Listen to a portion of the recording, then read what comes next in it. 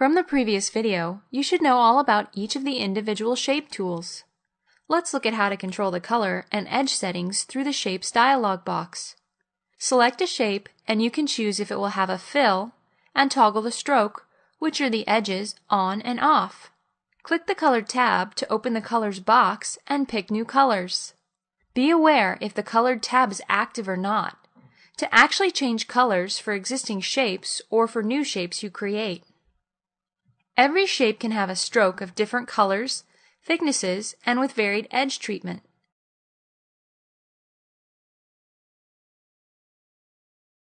You can also assign endpoint arrows and dots and control their sizes with these sliders.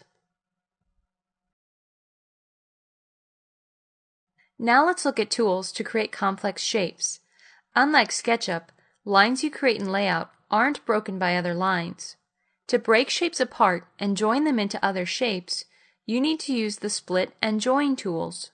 Let's start with a simple example. We have a single circle and we'll draw one line across it.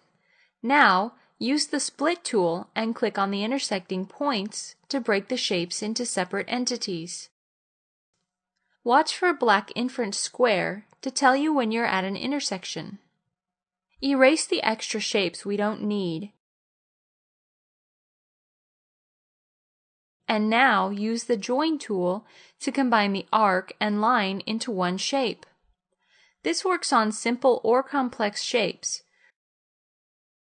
We can split multiple shapes up and combine them easily.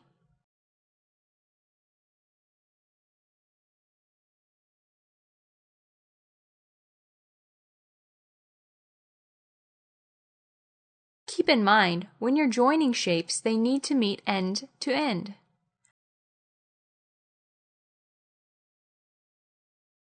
You can't join shapes that don't meet or aren't properly split.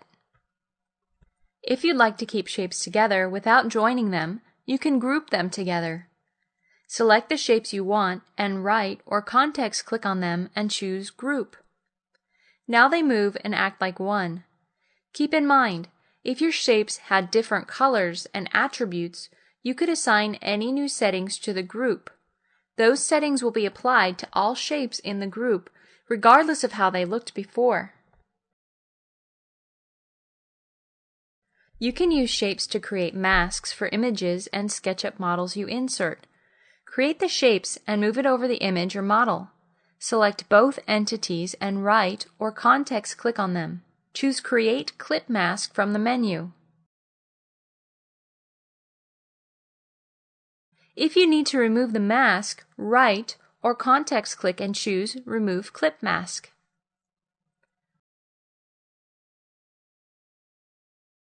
Finally, let's talk about linking shapes. This means you can create lines between shapes that will stick to those shapes even when you move them around. The key to making this work is turning on a start and end arrow or dot.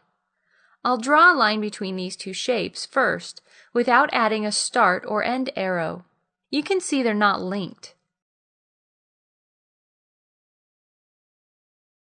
By adding a start point and end point first, and then drawing the line between the shapes, they're now linked.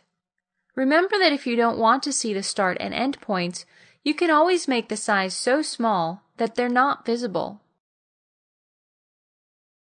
You can join multiple shapes together, though avoid linking multiple lines from one point. In Layout, single lines automatically join together when drawn from the same point, so this will break the linking behavior.